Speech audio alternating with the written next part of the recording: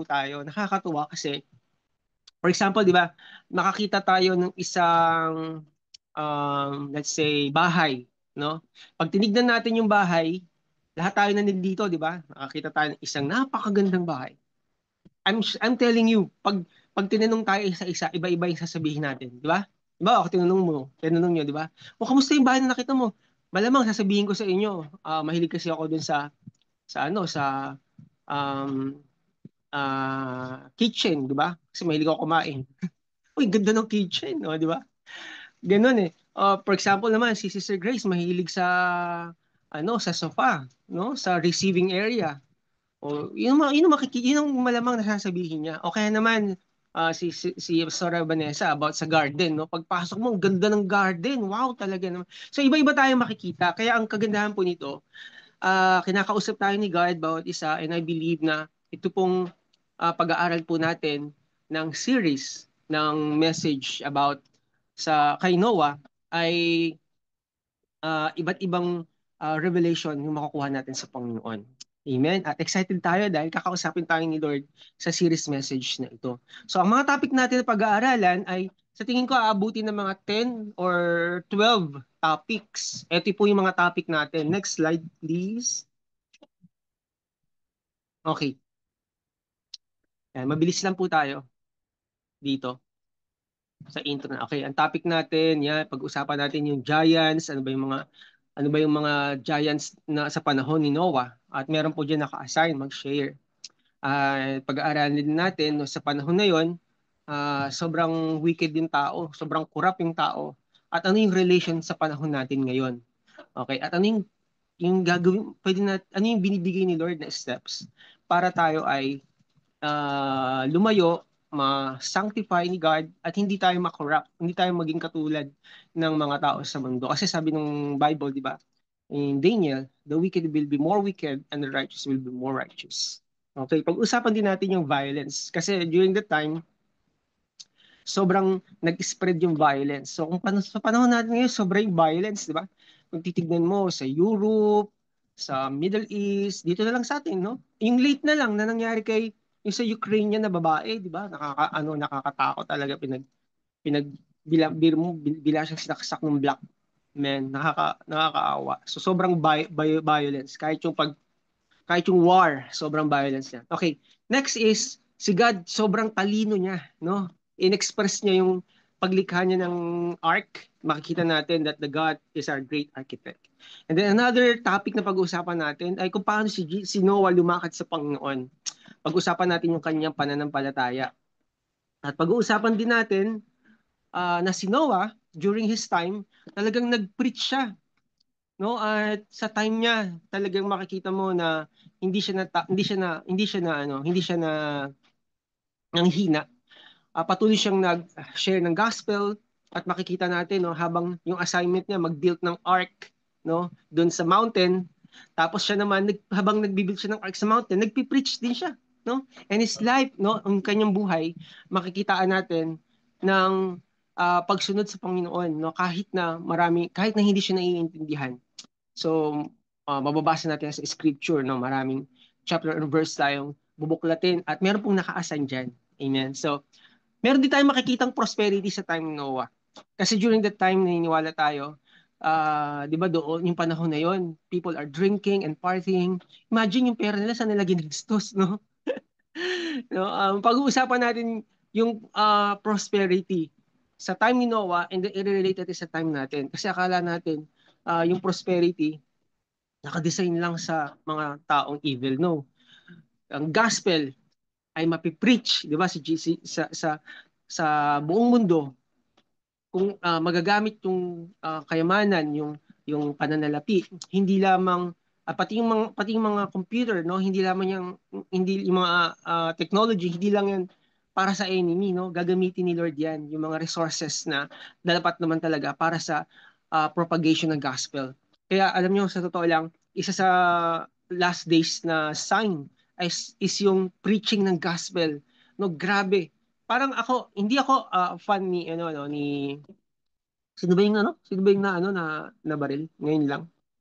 Charlie Kirk, no? Kasi may mga ano rin naman ako na hindi gusto sa kanya. Pero yung nagustuhan ko sa kanya yung tapang niya na mag-share ng gospel, 'di ba? At yung love niya sa sanctity ng marriage, 'di ba? So yun yung mga gustong-gusto ko sa kanya. Kaya yung view niya about family, 'di ba? About worship, no? Yun ang gusto-gusto ko sa kanya. Andun yung kanyang passion. And in the last days, I believe na yung propagation ng gospel ay magiging wild, no? Yung bang hindi you cannot stop it. It's just like a fire, yung wildfire in the forest that you cannot stop. That would be a sign also of the second coming of our Lord Jesus Christ. And then, pag-aaralan din natin yung number, ano ba yan? 8, yung, ay kulang pala to, no? 9 lang nalagay ko. Mga 12 kasi ito, the flood, the judgment, and salvation. There is grace, no? Yung grace ni Lord. Hindi lang judgment yung dumating sa earth, no? Hindi lang cleansing, merong grace si Lord at pag-uusapan po natin yan. And then yung after niyan, yung culture ng worship, pag-uusapan natin yung worship during that time. So, 9 lang pala nasabi ko dito, pero hanggang 12 yung pag-aaralan natin. So, loobin ng Panginoon na pag-aaralan natin lahat itong crash course na to. Actually, this is a crash course, no? Kayo na po ang bahalang mag-dig deeper ng Word of God. Amen? So, next slide. Ayan. Ang ating main text ay Genesis chapter 6. Okay, next slide. Okay, ang ating purpose sa ating pag-aaral, ito po guys, ito no. Naniniwala tayo na ang pagdating ng Panginoon ay katulad ng sinabi niya sa Biblia sa Luke chapter 17:26-30, sinabi niya diyan yung kay Noah at pati yung kay Lot sa Sodom and Gomorrah. Pati sa 2 Peter chapter 2:4 verse 2 hanggang 4 hanggang verses 4 hanggang 11. And then itong Matthew 24 to 37 to 24, 37 to 39. Sabi doon na ang pagdating ni Jesus, it will be like in the days of Noah. Amen. So, pag nalaman natin yun, na nakita natin yun, syempre, ang gusto ng Panginoon, maging prepare tayo. Hindi niya pababayaan yung kanyang mga anak, yung kanyang remnant. Hay, alam nga naman, meron nang kaguluhan eh. Hindi pa niya tayo tutulungan, no? Kasi, yung napag-aralan natin sa 70-week period kay Pastor Rachel, ang natitira na lang doon ay 1 week. At yung 1 week na yon, 'di ba nangyari na yung 69 weeks. Isang week na lang natitira. Kasi sa Jew ang isang araw, ang one day ay equivalent ng 1 year.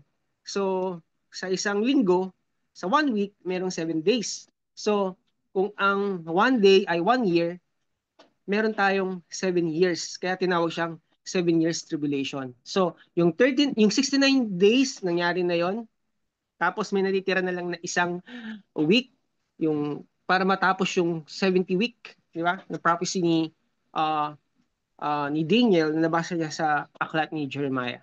So, mangyayari 'yon sa panahon natin. Okay, ako naniniwala ako. Napapasok tayo doon. Okay, kaya kailangan natin na ma-prepare tayo. Natandaan niyo yung last year nating tema sa 2024, maging handa tayo, di ba? Kaya dapat kailangan natin maging prepare, lalo na sa panahon natin ngayon. Tama ba yung sinulat ko? Tama. Forewarn is to forearm. Kasi may warning eh. No, ang warning ay sa mga tao na hindi pa nakakilala sa Panginoon. Pero sa atin, na mga anak niya, we need to prepare. Why? Because may gagawin si Lord at kasama tayo doon sa kanyang pag sa kanyang ginagawang salvation sa mankind. Kasi naniniwala tayo na hindi darating si Lord kung hindi tayo magpe-pray at hindi natin i-expect ng kanyang pagdating. Yes, dahil sa sobrang kabutihan ng Panginoon, eto, no, to remind us of God's love, dahil sa kanyang sobrang habang pasensya kaya hindi dumarating yung judgment. Amen. So, mariremind tayo sa pag-ibig ng Panginoon at meron tayong pag-asa at yung mga injustices na nangyayari sa atin sa panahon ngayon na parang hindi nabibigyan ng justice yung maraming mga tao. Di ba? Parang uh, ang daming mga natatapakang mga tao tapos hindi nagkakaroon ng justice na parang nakalimutan na sila, no? Hindi na ako magbibigay ng mga halimbawa pero maraming mga tao na nakaranas ng injustices sa system sa panahon natin ngayon, maaaring sa government o sa kahit anumang institusyon na hindi sila nakaranas ng um, ng hustisya. Si God ang magbibigay nun. At tandaan natin, in the last days, meron tayong grace. Ano ba yung grace? Ito yung nag-empower sa atin to do our assignment. Kasi hindi natin kaya eh. Amen? And thank God kasi God is faithful. Papakita niya na ang Diyos, siya, the God of Israel, the God of the Christian, Jesus, ay tapat sa kanyang mga salita. Amen. So ayun yung ating hindi lang ito yung tatlong purpose, no. Maaaring marami pang iba, pero ito lang yung gusto kong kunin sa pag-aaral natin kung ba't natin siya pinag-aaralan. At pinag-aaralan natin siya kasi ito yung tema, ito yung focus ng Global House Community Church. Ito yung focus ng Global House Community Church na i-prepare tayo sa kanyang pagdating. Amen. To occupy, sabi ni Jesus, occupy till I come. So pasensya na kayo guys, sinisip po kasi ako eh. Okay, next slide. Siyempre, wala tayong ibang reference. Ang pagkukuhaan natin ay Bible. Amen? Ito, no, salita ng Diyos. Wala tayong ibang kukuhaan ng reference, hindi ang karanasan natin at hindi kung ano yung nangyayari sa paligid. Ang kalooban ng Diyos ay hindi nakabase sa kung ano yung nangyayari sa paligid. Pero base sa pag-aaral natin, syempre, ng prophecies, dalawa yung pinapractice natin, yung futurist and yung historicist. Then the other two views ng end times, hindi natin ina-apply para sa ngayon. Okay? Hindi natin ina-apply. Hindi ko sinasabing irrelevant, pero ang sinasabi ko, hindi lang muna natin siya ina-apply kasi may matututunan din tayo doon sa dalawang view na hindi natin pinag-aaralan. Okay? Next slide. So, ang ating reference point ay salita ng Diyos. Ano bang sinasabi ng 2 Timothy chapter 3, verse 16? Ang sabi dito, all is scripture. When the Bible says all, it's all. Okay? All scripture is given by inspiration of God and is profitable for doctrine, for reproof, for correction, for instruction in righteousness, that the man of God may be complete, thoroughly equipped for every good work. Di ba lagi natin sinasabi sa Romans 15, teka lang punta ako dito, hindi ko pala dyan nalagay. Sabi dito sa Romans 15, verse 4, ang sabi dito, for whatever things were written for our learning. Parang mali yata yung pagkakabasa ko. For whatever thing, let me read it again. For whatever things were written before, were written for our learning. So kung ano yung nasulat dati, no, ay para sa atin, sa ikatututo natin. That we, through the patience and comfort of the scriptures, might have hope. So it's all about the word of God. This is our reference point. Ang salita ng Diyos ang ating uh, ang ating reference point, hindi yung ating nakaraan, hindi yung ating experiences, kundi yung salita ng Diyos. Okay? Kasi maraming mga interpreter ngayon na yung instead the word of God ang mag rule, ang experience nila yung nag-rule. I'm not saying na hindi mahalaga yung experience natin, no? I'm not saying that. Pero when it comes to interpretation ng Bible, hindi po siya makakatulong kasi nga pabago-bago po yung nararamdaman ng tao, 'di ba? At hindi siya nakabase sa salita ng Diyos. Okay? So, next slide. Okay, so ready na ba tayo pag-aralan ang ating introduction? Okay, so yun lang yung ating intro ng ating pag-aaral sa uh, Genesis chapter 6, ang ating main text, at sa akin ang assignment ko ngayon ay introduction ng Genesis chapter 5 kasi dapat malaman natin yung background. Though hindi ko man maibibigay ngayon lahat, no, sa aking pag-share ngayong araw at sa next Thursday kasi next Sunday may susunod na sa akin eh. 'Di ba? So dapat ready na yung una natin sharer. Ganun ang bilis ah. Okay, so ready na yung ating unang sharer. So ang aking ibibigay ay kung ano yung devotion ko. Okay? Ito yung devotion ko sa chapter 5 at ang assignment ko ay background ng buhay ni Noah. Okay? So, ito pag-aralan na natin, guys, no? Bago muna 'yon, manalangin muna tayo. Father God, maraming maraming salamat po. Ikaw ang aming karunungan. Father God, thank you for the Holy Spirit. Holy Spirit, speak to us. Open our eyes, open our ears, and make our hearts receptive to your word. And thank you, Lord God. We will grow, we will produce, and we will see the move of the Spirit in our time. Thank you for using us. Thank you, Lord God, that our hearts are pliable. Thank you, Lord God, that we are willing to obey your word. In Jesus' name, amen and amen. So ang topic natin ay pamamagatan natin, eto, next slide. The last days, glorious display of God's rest, redemption, and revival. Next slide.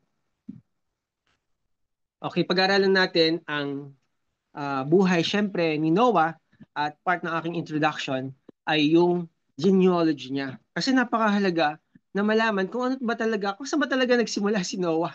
Di ba? So, pag binasa natin yung chapter 5, makikita natin diyan yung patriarchal stage. Meron diyang 8 na mga leader na tinawag ang Panginoon.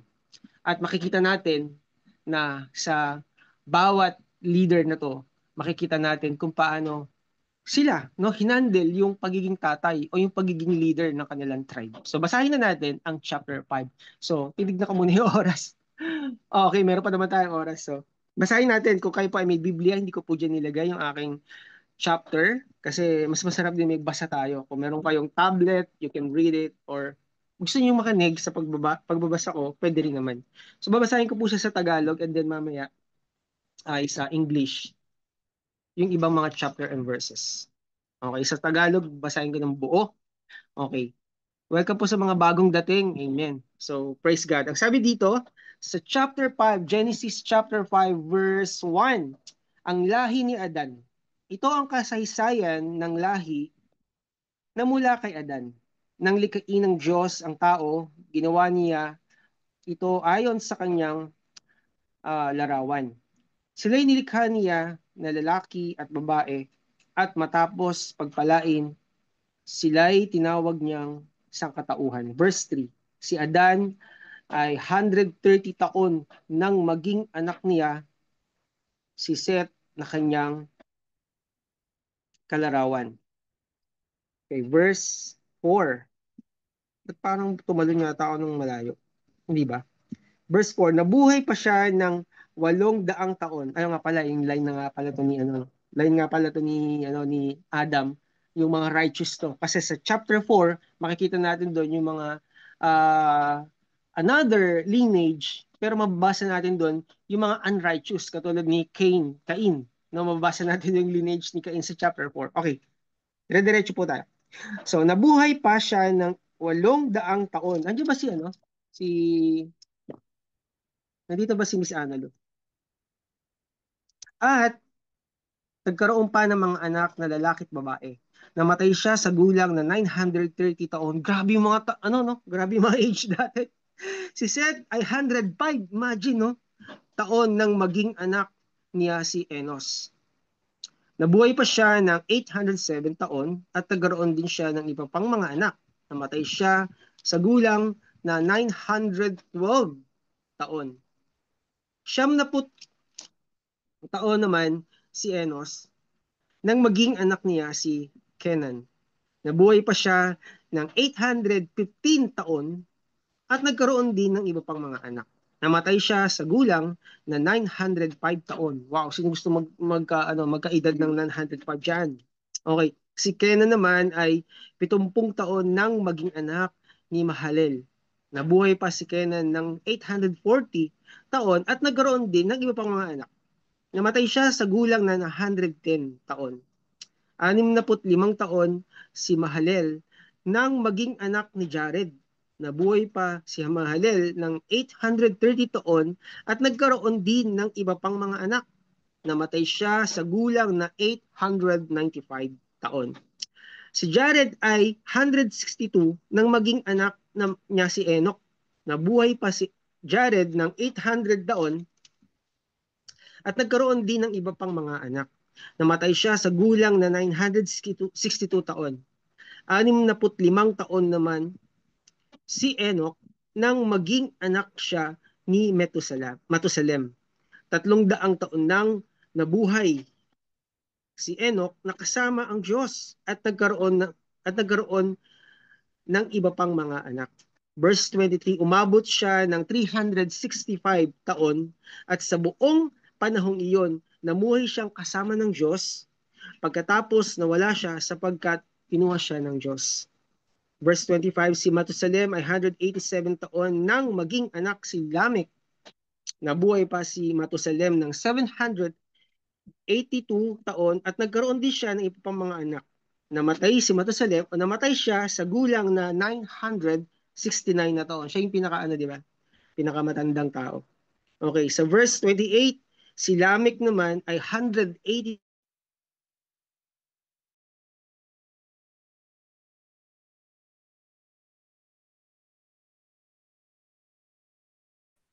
ipinanganak ang lulunas sa lahat ng ating pagpapagal at paghihirap. Kaya't Noe ang ipinangalan niya sa kanyang anak. Nabuhay pa si Lamech ng 595 taon at nagkaroon din siya ng iba pang mga anak. Namatay siya sa gulang na 777 taon. Si Noe na may 500 nang maging anak sina Shem, Ham, at Japhet. So, binasa ko pong yung buong chapter for the purpose na makita natin yung background. So, I know na nabasa niyo na yung chapter 5 kasi binigay kong assignment yan, di ba? Basta yung story ni Noah ay basahin natin. And I'm sure na ito ay review lang and na ma-remind tayo. Sa part ng devotion ko, ito yung mga nakita ko. 3 bagay yung gusto ko pong i-share sa inyo mga kapatid. Okay? 3 bagay. So, next slide. Ito yung 3 bagay na gusto ko pong i-share. Rest, redemption, and revival. So, tignan natin yung rest. Next slide. Ito yung sa verse 28 and 29. Sabi dito, sa Tagalog ko muna babasahin. Sabi dito, sa verse 28, um, si Lamech naman ay 182 taon nang magkaroon ng anak. Grabe, 108. Sinabi niya, mula sa lupang ito na isinumpa ni Yahweh, ipinanganak ang lulunas sa lahat ng ating pagpapagal at paghihirap. Kaya't Noe ang pinangalan niya sa kanyang anak. Basahin natin sa English. Genesis chapter 5 verse 28 to 29. Lamech lived 182 years and had a son, and he called his name Noah, saying, "This one will comfort us concerning our work and the toil of our hands because of the ground which the Lord has cursed."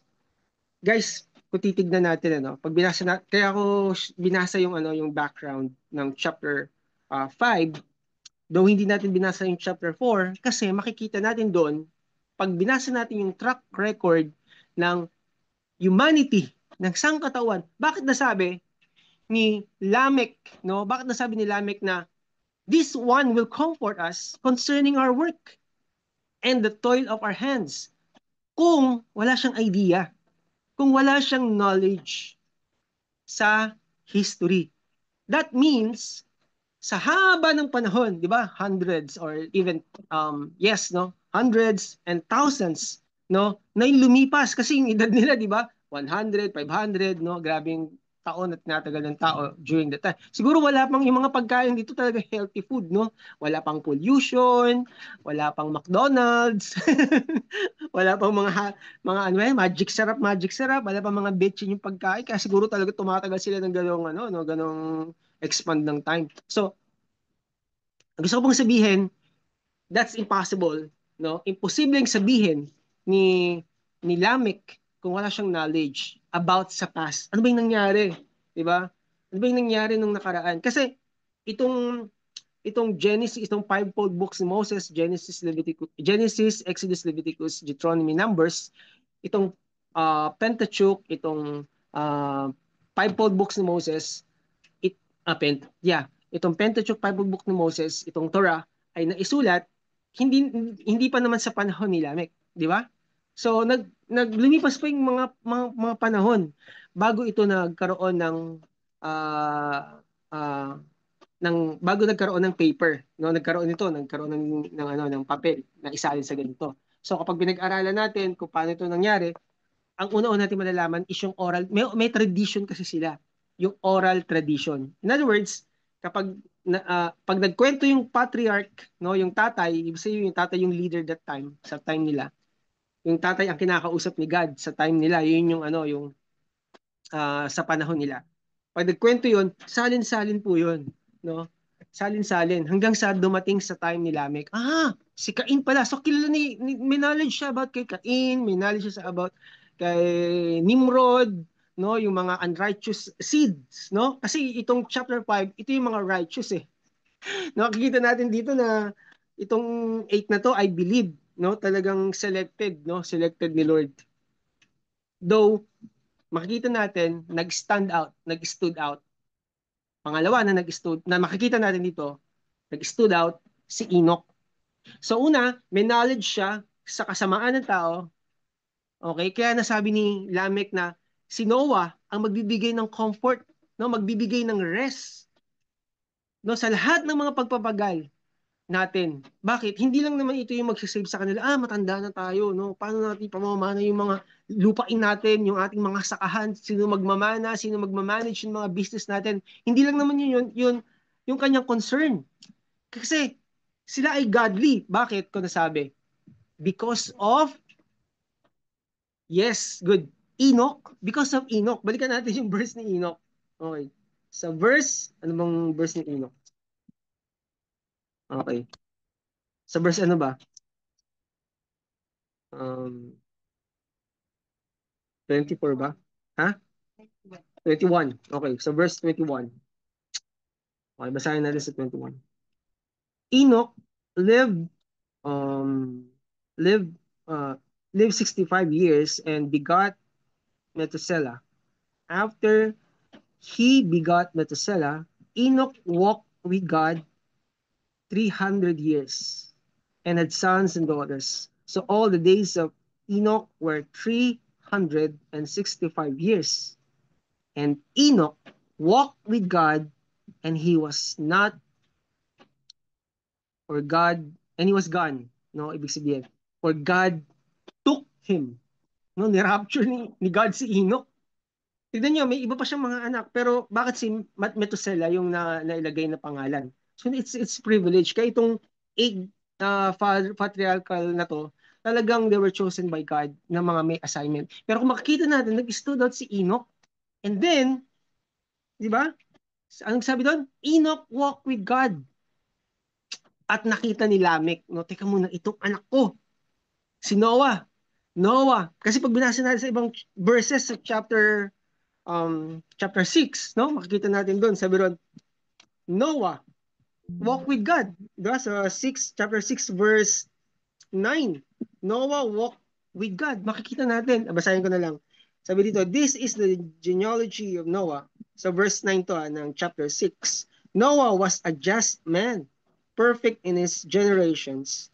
Noah walked with God. Bakit nasabi ng Bible? Di ba? So makikita ninyo, napaka-importante mga kaibigan, na sa isang family, no, dapat may nagsiserve.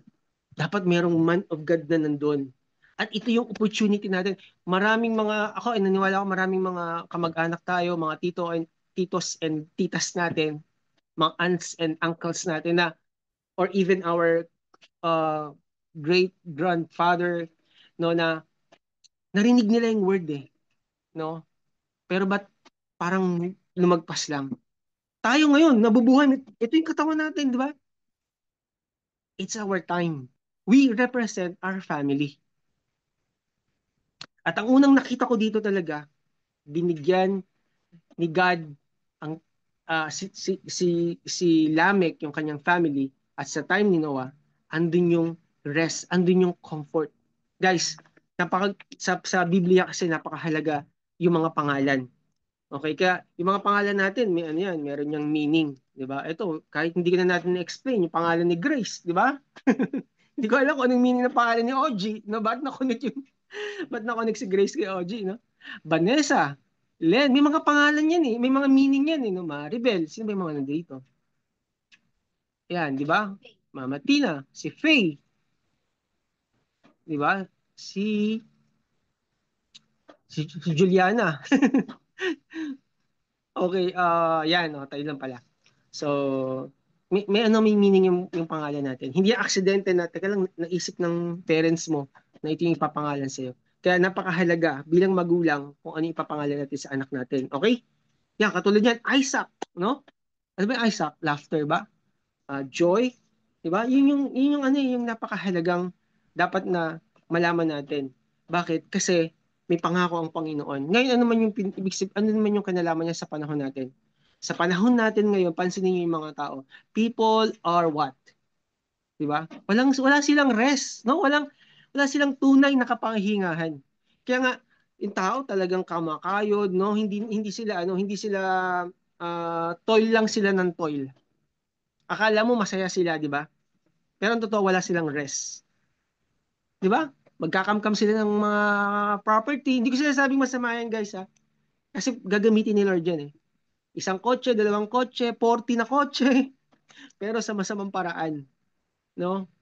Wala silang pakialam kung yung kababayan nila malubog sa tubig, no? At magutom sa kasambayanan, basta sila eh maganda yung buhay. Pero ang totoo, ang sabi ng Biblia, 'di ba? Sabi ng Kawikaan, ang kayamanan na nakuha sa masamang paraan, ang sabi doon ay ang kahahantungan nito ay kamatayan. So, bakit ang layo naman masamang paraan tapos kamatayan yung kahahantungan? Eh kapag na ano ka na na ano ka na nag-undergo ka ng scrutiny, no? Yung malalim, prolonged investigation because of what you did, mga uh, mga bagay na hindi kalooban ng Panginoon, nandaya ka, no? Yung timbangan mo ginamit mo sa pandaraya. Siyempre, isa sa makikita natin ngayon ay sa time natin ngayon ay ine-expose ni God. Unang-una, ang judgment ay hindi sa mga Gentiles, no? The judgment of God first, saan? Sa house niya, sa bahay niya. The judgment of God ay darating unang-una sa kanyang mga anak. So, tayo unang ma-judge. Kaya pag hindi pumasa yung ating itinayong bahay, sabi ng Psalms, 'di ba? Ito ay magugupo. So dapat alam natin na kapag tayo ay nagsimula ng isang bagay, dapat alam natin ito ay nakatanim sa katarungan, sa katuwiran, sa salita ng Diyos. Kasi pag hindi, nalayo tayo sa sa kalooban ng Panginoon, nalayo tayo sa kaharian niya, sa kanyang kalooban, ang next niyan, ano na tayo, um, gagawa na tayo ng sarili nating, mag-experiment tayo ng sarili nating kagustuhan at mawawala na tayo sa Panginoon. At ang ending niyan, yun, di ba? Akala natin, yes, nagpasasa tayo, pero ang totoo, that's not the real rest. Hindi yun ang gusto ng Diyos na kapahingahan. Alam niyo po ba na kahit na even in the midst of turmoil, even in the midst of challenges, we can have rest? Kasi alam natin na yung pamatok na binigay sa atin ng Panginoon ay ay fit sa atin. Okay? Hindi tayo ipapahamak. Kaya nga si God pag sinabi lang niya, itong gawin mo, yun ang ginagawa natin, di ba? Tandaan natin, ano no, hindi tayo dapat tumingin kung ano yung result ng harvest sa panahon natin ngayon. Sabi na, konti lang sila, pastor, o konti lang yung church nila. No. As long that we are doing our assignment, you have uh, you should have to you should have rest, no? Dapat may peace tayo. Katulad ni Stephen, 'di ba? Ginawa niya yung kalooban ng Panginoon. At namatay siya, no? Namatay siya na pinagbababato. 'Di ba? So hindi natin pwede i-compare, uy, si Stephen, may na-win ba na soul si Stephen? Namatay nga na nga siya, pinagbababato siya, di ba? At during that time, talagang nagkaroon ng first, Pentecost. At nag-preach si Peter, at ang daming na-save, no? Si Peter, nung nag-preach, nakita naman natin yung 3,000 na save. Pero nung si Stephen, hindi ko nakita sa record na nag-preach siya sa isang crowd tas maraming na-win. Hindi eh. Nung nag-preach siya, nagpatotoo siya, pinagbabato siya. 'Di ba? So, hindi natin pwede ano na dito sa ganito wala. So kung ano yung nasa heart natin, yung gawin natin, guys. I'm telling you, you will have your reward. I'm not saying na you don't need to stand up. Hindi ko sinasabing hindi tayo umalis sa ating comfort zone. Kasi pag lumabas tayo, that's when we go out into our comfort zone, hindi kailangan ng money, kailangan ng time, kailangan ng preparation, at kadalasan, 'di ba? Minsan sa ating assignment, may mga magpapa-counseling sa atin, magpapa-pray over. Minsan sa mga uncomfort na time, minsan alauna ng umaga, 'di ba? Hindi natin alam. Pero kailangan pala tayo. Gawin lang natin yung pinapagawa ni Lord sa atin. Kasi yung bibigay ni God na assignment sa atin ay uh, magaan, 'di ba? Hindi siya um, pabigat na hindi ko naman pala ito kayang gawin. No, pag nagbigay si God ng assignment, andun yung biyaya niya, isusupply niya ng biyaya niya, isusupply agad niya ng grace, at alam natin na magagawa natin. Amen? So, kung ano man yung mga nangyayari sa paligid natin, mag-rest tayo sa presence ni Lord. That's the ultimate thing that we can do. Rest in the arms of God. Bakit? Bakit? Kasi pag nandun ka sa arms ni Lord, andun yung protection, mararanasan natin yung pag-ibig ni God, mararanasan natin yung comfort ni Lord. Doon lagad tayo magre-rest kay Lord. Balik agad tayo sa bisig ng Panginoon. Kasi mga anak niya tayo eh. Depende kung paano mo siya ina-approach. Depende kung ano yung tingin mo kay God. Kasi pag tingin mo kay God na tatay na namamalo, yun ang yun ang yun ang view mo sa kanya, di ba?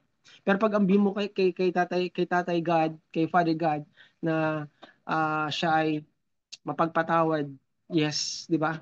Patawarin ka ng Lord, hindi yung kasi napakaraming mga Christians, no? Mga anak ng Diyos ngayon na puro judgment, puro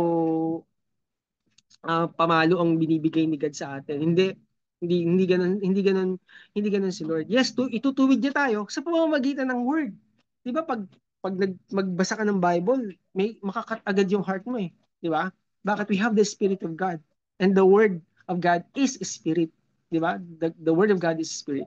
And we have the spirit of God. At kapag nag-devotion tayo, narinig natin yung gospel, 'di ba minsan ang sakit, no? Grabe naman tong pinatatamaan niya ako ng preacher, ah. Pero ang totoo nun, hindi. Ang totoo nun, yung salita ng Diyos ay makapangyarihan. Di ba? At ang gusto ni God ay hindi tayo mapahamak. Amen. So, punta lang tayo sa rest, doon sa kapahingaan na binibigay sa atin ng Panginoon. Yung dinesign niyang rest. Kasi pag hindi, hindi, hindi ka, hindi kayang, hindi mo kayang i-maintain. You cannot, tawag dito yung word na gusto ko. Hindi mo kayang isupply yung mga bagay na hindi naman galing sa Panginoon. In other words, yung mga bagay na ginawa ni Lord, siya magsusustain nun. Pero yung mga bagay na ginawa natin, hindi natin kayang isustain. Pwede natin siguro isustain syempre, alam naman natin by the arm of the flesh. So, pag sinustain natin yon, alam natin hindi sa Panginoon yung direction na to, mahihirapan tayo. Doon nagkakaroon ng ano, anxiety, discomfort, wala yung rest, wala yung comfort, wala dun yung strength, wala dun yung love ni Lord, wala dun yung protection ni Lord. Amen. So only kung ano lang yung mga bagay na pinapagawa sa atin ng Panginoon, andun yung grace, andun yung rest, andun yung love ni Lord may experience natin. So ito yung isa sa mga nakita ko nung minemeditate ko itong chapter 5. Nakita ko na teka muna, oo nga ano, kasi si Lamek, imposible na wala siyang knowledge sa panahon, no? Sa panahon na 'yon. Teka muna, sa panahon na nakalipas, I'm saying about kay Cain, kay Nimrod, yung sa line ng mga disobedient people. Ito yung mga line na talagang hindi sila kumikilala sa God ng God ng Israel. So, may knowledge si Lamech eh, 'di ba? Tapos nakita niya, teka muna, godly tong great-great-grandfather namin, godly. Sino yan? Si Enoch. Kaya itong si Noah, na-produce nila na lumalakad ng may pagkatakot sa Panginoon. That's why Noah is the one. He's the preacher of righteousness. He walked with God. He walked righteous in the sight of the Lord.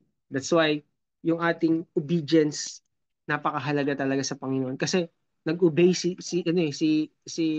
Noah at sa kanyang pag-obey andun yung kapahingahan. Bakit? Kasi nagsusupply si Lord ng strength, nagsusupply si God ng wisdom, nagsusupply si God ng protection and love. At yun yung mararanasan natin sa panahon natin ngayon.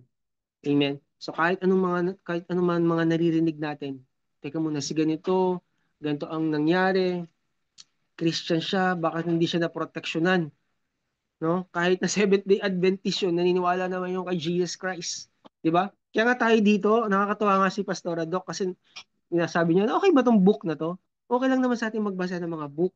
Okay? Kasi ako nagbabasa rin ako ng mga book. Pero syempre, sasalain din natin, di ba? So, ano ngayon kung Seventh Day Adventist si Charlie Kirk?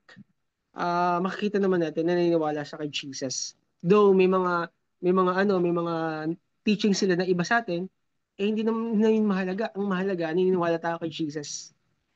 Di ba? Lagi niya sinasabi sa kanyang mga na-encounter ng mga youth, di ba? Tanggapin mo si Jesus bilang Panginoon mo at tagapagligtas. Yeah, that's the most important thing in life.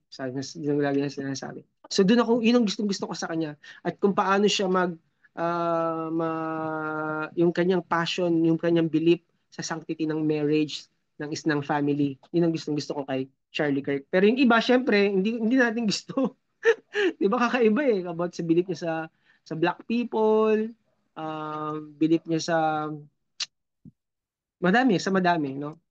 Sa mga paghawak ng baril, di ba? Mga ganyan. Pagmamayari ng baril, kung yung mga, and et cetera, sa mga belief. Ay, naku, sorry, lumagpas na pala tayo. Di ba? And then, ang gustong isunod dito na ano ba yung sinabi natin? Ang next natin ay redemption, no? Next slide. Kaya lang yung oras natin. Pero babasahin ko na rin to, guys, ha. Sabi dito, sa Ephesians chapter 5, 15:21, sabi dito, see then that you walk circumspectly, not as fools, but as wise, redeeming the time, because the days are evil. Therefore, do not be unwise, but understand what the will of the Lord is. And do not be drunk with wine, in which is dissipation, but be filled with the Spirit, speaking to one another in psalms and hymns and spiritual songs, singing and making melody in your heart to the Lord, giving thanks always for all things to God, the Father, in the name of our Lord Jesus Christ, submitting to one another in the fear of the Lord. So, ulitin ko, no? Nakita ni Lamech kung ano yung nangyari sa history, no, sa panahon nila Cain, pinatay ni Cain si Abel, tapos ito si Nimrod, walang respeto, 'di ba? uh, wala silang pitagan kay God. So, nakita niya yung kasamaan ng tao.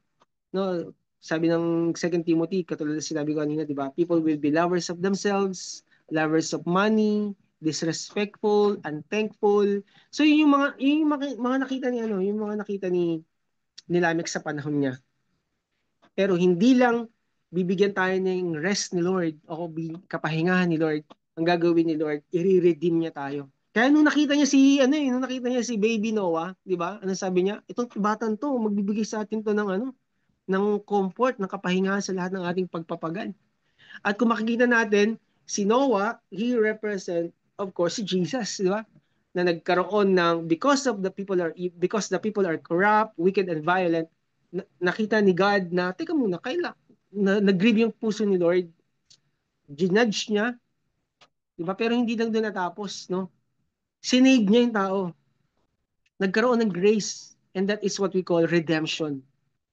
So, ultimately, uh, tinapos ni Jesus sa time na yon, yung ginudge ni God yung mga tao sa panahon ni Noah. Pero nangako si Lord, nag-promise siya na kapag itong rainbow na to ay nakita ninyo, hindi ko nagugunawin ng mundo sa pamamagitan ng baha. Di ba? It represents the coming redemption, and that is in the person of Jesus Christ.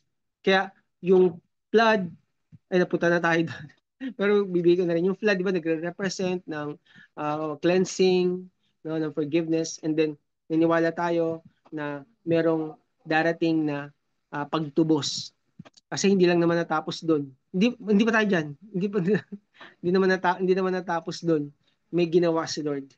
Amen. May solusyon si Lord sa lahat ng bagay. At isa sa mga i-redeem ni Lord sa atin ay pag-uusapan natin sa next Thursday ko na tatapusin to, guys, kasi 4:10 na eh. No, next Thursday ko na tatapusin. Pero pag-uusapan 5:10 na. So pag-uusapan natin ay yung mga isa sa mga bagay na i-redeem ni Lord sa atin ay yung ating time. Okay? Kasi sobrang kung mapapansin natin ano, sobrang nagpa-fast ano eh, parang sobrang bilis ng panahon. At makikita natin na parang katulad niyan, technology, no? Kakaano lang ng, hindi ako sa ma-iPhone. Ano bang iPhone ngayon? 17 na ba o 18? 17. Katulad ng ano, Reno, no? Reno 12 ngayong taon, last year ba? Tapos nagkaroon ng Reno 13 agad. Tapos 14. Bino mo sa isang taon may Reno 12, 13, 14. Kaya yung mga bumili ng Reno 12, yes, Reno 12, inis na inis kasi may naglabas ulit sila ng bago, Reno 14. Eh, konti lang naman yung difference. So sa iPhone, di ko alam kung taon-taon ba sila naglalabas ng bago. So, napakabilis ng technology, di ba? Clone, yung mga tao dati, yung mga naririnig natin na nagko-cloning, tapos ngayon AI, tapos meron pang, ano matawag dito, nakalimutan ko yung isang technology na yung tao hindi na mamamatay. Kalimutan ko. 'Di ba? Sobrang bilis, no? Baka nga yun yung gagamitin sa pagharap ng Antichrist, no? Kasi 'di ba sa dalawang witness, pwede rin gamitin yun, no? So hindi natin alam. So makikita natin yan sa darating na panahon. So napakabilis, guys, napakabilis. At dapat maging part po tayo ng ginagawa ni God na nire-redeem po niya yung time para sa atin. Bakit? Kasi ang dami pong mga kaluluwa na nag-iintay sa atin. Amen. Na hindi natin alam. Ako nakakatawa, no? At the age of 31, si Charlie Kirk, natapos niya yung kanyang mission. No, at the age of 31. Ako naniniwala tayo, di ba, na buhay pa tayo. Kasi may purpose pa si Lord sa atin. No, hindi pa tayo umuwi sa Panginoon. At ang dalangin natin bago tayo umuwi, syempre matapos natin kung ano yung pinapagawa ng Panginoon. Hindi yung mahina na tayo, nahihirapan na tayo makakita, hindi na tayo makapagbasa. At saka tayo, Lord, susunod na ako sa Panginoon, di ba? Sabi ng mga kabataan, ilang taon na po ba kayo? 65 years old na ako, susunod na ako sa Panginoon. No, makikita mo, nagmi-mission ka pa, 66 years old. Meron na mga ganun, no? 70 years old, nagmi-mission. Pero syempre, dapat nung prime time mo, no, yung kalakasan mo, habang bata ka pa. I'm speaking to the youth, the young generation. No, habang bata ka pa, sabi ng Ecclesiastes, sabi ng matalinong tao, no, sabi ni King Solomon, habang bata ka pa, matakot ka sa Diyos. Di ba sabi niya doon? Sa Ecclesiastes chapter 12 or chapter 11 ata yun. Di ba? Yung mga hindi yung tanda ka na tapos hindi mo na kayang maglakad, masasakit na yung tuhod mo. Sorry po baka may nakikinig ng mga elderly. Si Mama Tina nandito ba? Di ba?